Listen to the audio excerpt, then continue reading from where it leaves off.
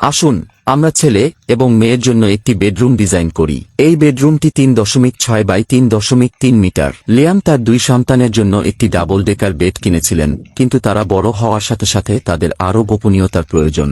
এই দুটি দুষ্টু বাচ্চা একে অপরকে বিরক্ত করে এবং পড়াশোনাও ঠিকমতো করে না। তাই তার বাবা নতুন করে ঘরটি ডিজাইন করার চিন্তাভাবনা করেছেন। দেয়ালে দৃঢ়ভাবে লাগানোর জন্য তার খালার কাছ থেকে কিছু স্ক্রু ধার নেন।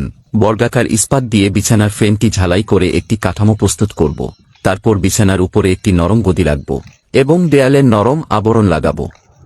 বিছানায় একটি ডেস্ক তৈরি করব, যেখানে মোবাইল চার্জ করার জন্য সকেট লাগাবো আর কিছু বইও রাখবো। কাচের পার্টিশন দিব নিরাপত্তা ও সৌন্দর্যের জন্য।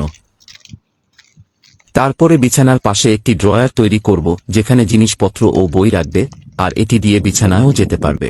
এবং একটি টেবিল তৈরি করব এবং উপরে ছিদ্রযুক্ত বোর্ড লাগাবো, যেখানে সে পড়ার জিনিসপত্র রাখতে পারবে।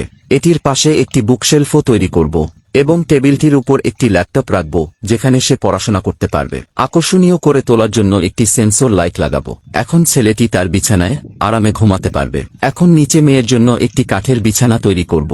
পাশে একটি ডেস্ক তৈরি করব, যেখানে সে পড়ার বই রাখবে ও ফোন চার্জ দিতে পারবে। বিছানায় কিছু প্যাড লাগাবো ও একটি আরামদায়ক গদি রাখব। বিছানার নিচে 3টি ড্রয়ার লাগাবো, যেখানে সে তার কাপড় রাখবে। এখন জানালার কাছে একটি পড়ার টেবিল তৈরি করব, তার উপর একটি ল্যাপটপ রাখব, পাশে একটি বুক সেলফও তৈরি করব। এখন সে এখানে পড়াশোনা করতে পারবে।